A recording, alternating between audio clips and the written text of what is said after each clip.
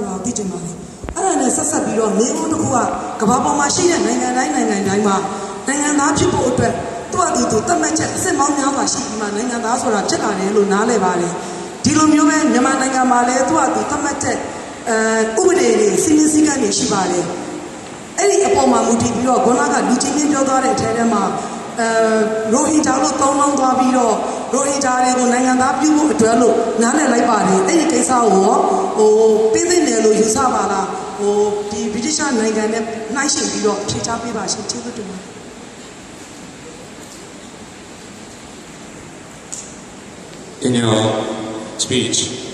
the Bengalese people are referred to as Rohingyas,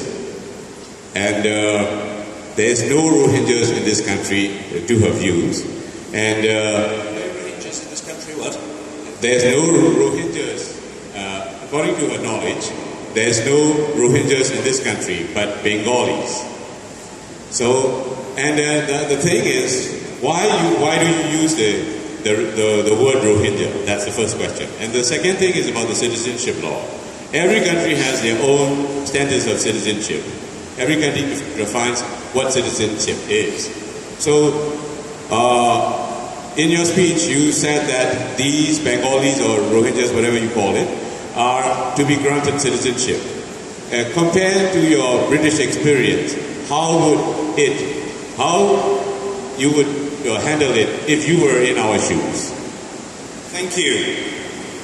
Okay, I'm happy to answer that. First, you put it to me that there are no Rohingyas in your country. What I would say to that is, there are people who say what you've just said, and there are people who say, actually, there have been Rohingyas in your country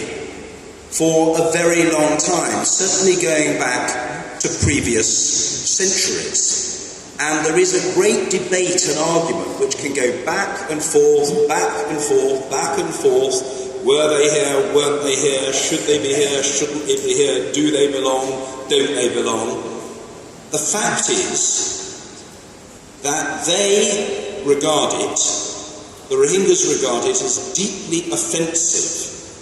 to be called Bengalis, which they regard as basically a way of saying, you're foreigners, we don't want you here, get out. And also, forgive me saying so, the fact is they are in your country and they are not the responsibility of any other country. They are going nowhere, and Bangladesh will not house them. In many cases, they have lived here for at least 3 generations, if not more. And when you say, how would we handle it if we were in your shoes, I think what I would say to you is we would want to handle the matter, and we want your government to handle the matter in a way that is internationally accepted by international human rights standards. And that must mean a review of the citizenship law.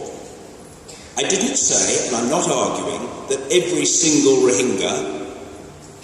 is necessarily to be granted citizenship, but what I do say is that each case should be reviewed, and where people can show that they have lived in your country for 3 generations or more, they absolutely must be entitled to citizenship. The idea that they should be driven into the ground, or can be chucked out of the country, or can be treated as 2nd or 3rd or 4th class citizens because some people don't like them, is absolutely unacceptable. I'm sorry to use the word, but the attitude that they should be treated in that way, there's no other word for it, is racist. It is racist. And that racism, I'm afraid, is not internationally acceptable. So if the leadership of your country, your government, President Thein Sein and others, want your country to be regarded as an international exemplar of good behaviour, the sort of country in which people should invest, the sort of country that should enjoy respect around the world, then I'm afraid the simple fact is it must behave in a way that the international community regards as acceptable, decent and humane. You spoke to me, and I thank you for doing so, most courteously, but also most openly and candidly, as we would all want. And I hope you will understand that I am trying to show respect for you, not by waffling or mincing my words, but by giving you a very straightforward and robust answer. Let there be a review, let it be done in accordance with international standards, and let, if I may say so, a non-racist attitude prevail in the resolution of this long-running question. နားလေးပါဗျာကျွန်တော်ကိုမိသားရနာထားတဲ့အတွက်ကြောင့်ကျွန်တော်ဘာသာပြန်ပေးပြရစေဟုတ်ကဲ့ပါစိတ်ထိပေးပါဒေါက်တာမောင်မောင်ပြောထားပါတယ်ခဏလေးမှမဆောင်နိုင်ကြတော့ဘူးလားเนาะခဏလေးဆောင်ပေးကြပါအဲ့တော့ဒီပြောသွားတဲ့စကားလေးကအရေးကြီးလို့ဘာသာပြန်ပေးပြရစေပထမဦးဆုံးကတော့ရိုဟင်ဂျာလားဘင်္ဂလီလားဆိုတဲ့ပြဿနာကရိုဟင်ဂျာခုဆံမလေးတော်စစ်စစ်အောင်ပြောသလိုပါပဲရိုဟင်ဂျာမရှိပါဘူးဒီတိုင်းပြည်မှာဘင်္ဂလီတွေပဲရှိပါတယ်ဆိုတဲ့စကားကလည်းပြောတဲ့လူတွေပြောကြပါတယ်ဒိုနည်း၎င်းပဲဘို့ပါဘူးရိုဟင်ဂျာတွေဒီမှာတစ်ခေတ်ဆက်ဆက်ရှိခဲ့ပါတာပါမျိုးဆက်ပေါင်းများစွာနေထိုင်ခဲ့ကြတာပါလို့ပြောတဲ့လူတွေကလည်းပြောနေကြပါတယ်အဲ့တော့အငြင်းပွားမှုတွေကတော့နေရာတိုင်းမှာရှိနေကြတဲ့သဘာဝပါပဲသို့တော်လည်းပဲပြောကြသလိုဆိုလို့ရှိရင်တော့ကျွန်တော်တို့တိုင်းပြည်ဒီမြန်မာနိုင်ငံထဲမှာနေထိုင်ပေါက်ပွားခဲ့ပြီးတော့မျိုးဆက်30မကနေထိုင်ခဲ့ကြတဲ့လူတွေရှိကြပါတယ်အဲ့ဒီလူတွေကသူတို့ကိုဘယ်ကော်လီလို့ခေါ်လို့ရှိရင်သူတို့ရင်ထဲမှာသူတို့ကိုစော်ကားတယ်လို့ခံစားရပါတယ်ဘာလို့လဲမင်းတို့ဟာနိုင်ငံသားတွေပဲငါတို့နဲ့မဆိုင်ဘူးလို့ပြောတယ်လို့ခံစားကြရပါတယ်အဲ့ဒီခါကျတော့သူတို့ဒီနေခဲ့တာဒီမှာမျိုးဆက်30ရှိနေကြတဲ့ပုဂ္ဂိုလ်မျိုးတွေကိုကြားလို့ရှိရင်တော့ကျွန်တော်တို့ပြန်လဲစီစစ်ဖို့လိုပါလိမ့်မယ်မှန်ပါတယ်ဆရာမလေးပြောသလိုနိုင်ငံတိုင်းမှာမိမိတို့ရဲ့ဒီနိုင်ငံသားဆိုင်ရာတတ်မှတ်ချက်တွေမျိုးစုံရှိကြတာမှန်ပါတယ်သို့တော်လည်းပဲဒီလိုပြောတဲ့အတွက်ကြောင့်ဒါပေမဲ့ပြန်လည်သုံးသပ်ဖို့လိုတာကတကယ်လို့ဒါ ဒီနိုင်ငံတော်ခေါင်းဆောင်များအနေနဲ့ပြန်လာစဉ်းစားတဲ့အချက်ကတော့ဘာလဲဆိုလို့ရှိရင်နိုင်ငံတကာလူ့အခွင့်အရေးစံများနဲ့ကိုက်ညီသောနိုင်ငံသားဥပဒေတရားဖြစ်လာအောင်လို့ပြောတာပါတဲ့ဆိုအဲ့လိုဆိုတဲ့အတွက်ကြောင့်ရိုဟင်ဂျာမှန်သမျှကိုနိုင်ငံသားအဖြစ်ပေးပါလို့တောင်းဆိုခြင်းဟုတ်ပါဘူးတူးချင်းစီကိုပြန်ကြည့်လိုက်ပါသူတို့တွေဒီတိုင်းပြည်ထဲမှာနေခဲ့တာမျိုးဆက်30လောက်ရှိနေပြီ30မကရှိနေပြီဆိုရင်တော့သူတို့ဘယ်တိုင်းနေရာမှာလဲလက်ခံတော့မှာမဟုတ်တော့ဘူးဒီမြေပေါ်မှာပဲရှိပြီးဒီမြေပေါ်မှာပဲတမန်ချလှုပ်ရှားခဲ့ကြတဲ့လူတွေဖြစ်တဲ့အတွက်ကြောင့်သူတို့ဒီနိုင်ငံသားတွေနဲ့ပြန်လည်ထိုက်တန်တဲ့ဆိုတဲ့အချက်ကိုသာပြန်ပြီးပြောတာပါအဲ့လိုဖြစ်နေတဲ့အတွက်ကြောင့်သားရောင်မတူတဲ့အတွက်ကြောင့်ကျွန်တော်ဆိုရင်အရက်ပုနေတဲ့အတွက်ကြောင့်သဘောအဖြစ်အဲ့လိုခွဲခြားဆက်ဆံခံရတယ်ဆိုတဲ့ပုံစံဖြစ်လာရင်ကျွန်တော်ဗမာဖြစ်နေလို့ကျွန်တော်ရှမ်းဖြစ်နေလို့ကျွန်တော်ကလားဖြစ်နေလို့ကျွန်တော်ကလဖြူဖြစ်နေလို့အစရှိတဲ့ပြင်ခွဲခြားဆက်ဆံခံရတယ်ဆိုလို့ရှိရင်အဲ့ဒီသဘောထားတွေပတ်သက်လို့ပြောရတာတခုမှရှိပါတယ်အာနာနာနဲ့ပြောပြရစီမဟာလူမျိုးကြီးဝါဒပါမဟာလူမျိုးကြီးဝါဒဆိုတာကဒီလက်ရှိလူကဘာကြီးထဲမှာလူကဘာကြီးနဲ့လုံးဝမထိုက်တန်တဲ့ဝါဒဖြစ်တဲ့အကြောင်းကိုဖြေချသွားပါတယ်ခင်ဗျာအခုတယောက်လေးပါလိမ့်မယ်ဒီဘက်ကတယောက်ကကျွန်တော်ပြင်ပုံကင်တင်ထားလို့ပါခင်ဗျာသူကျွန်တော်တခုနဲ့လှမ်းပြမှာဆိုလို့ပါ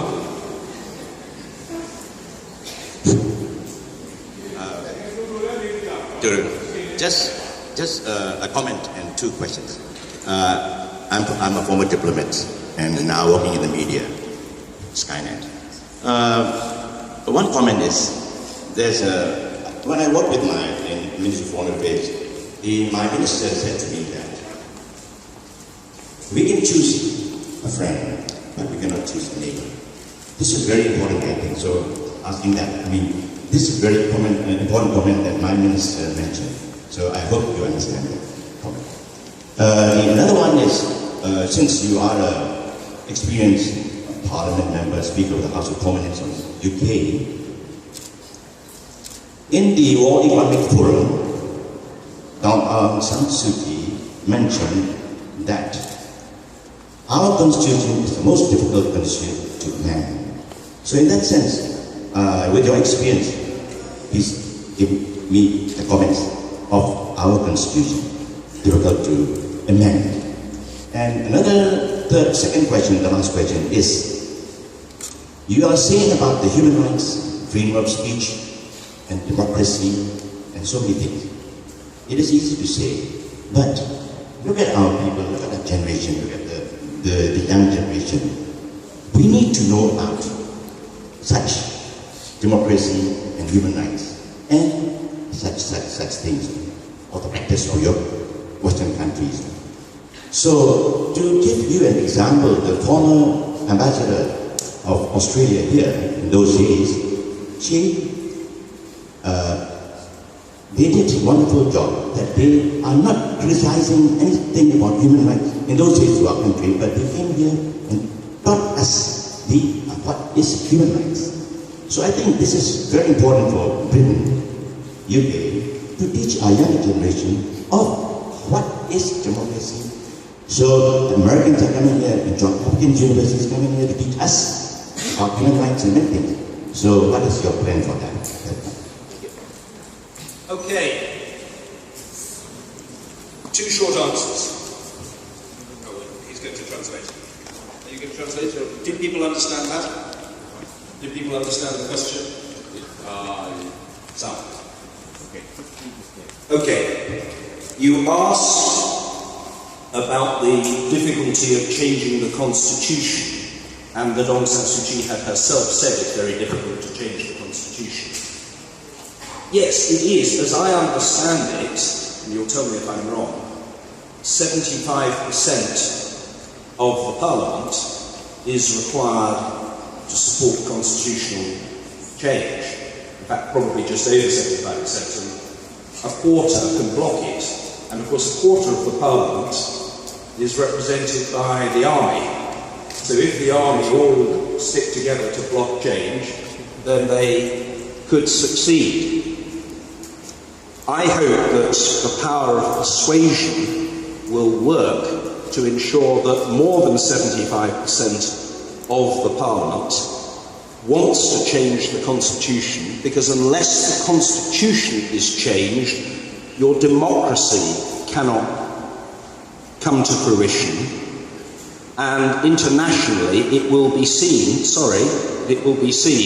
that things have not moved on satisfactorily at all. So I hope, even if not out of principle, and I hope it will be from principle, out of the realisation of your country's own interest, Parliament will vote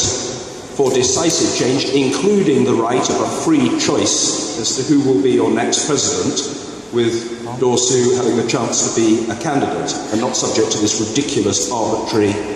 restriction. Secondly, you say, well, human rights are important, but isn't it necessary for people to come and talk about human rights, explain human rights, celebrate human rights to your people, your young people?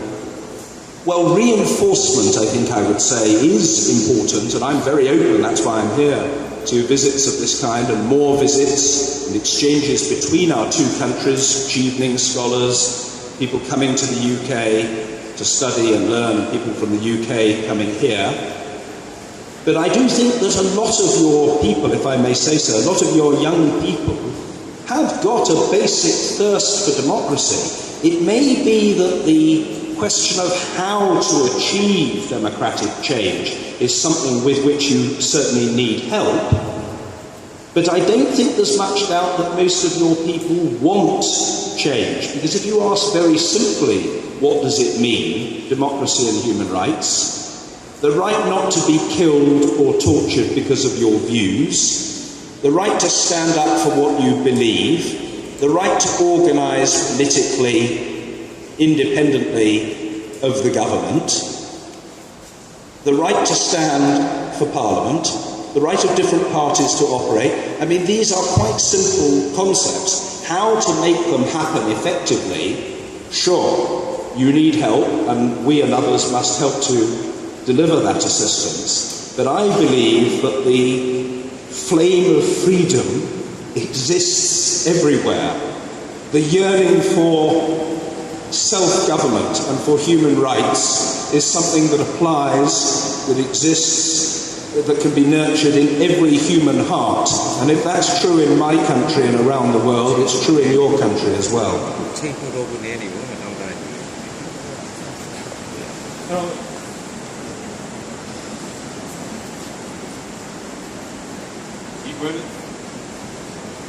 Di buona è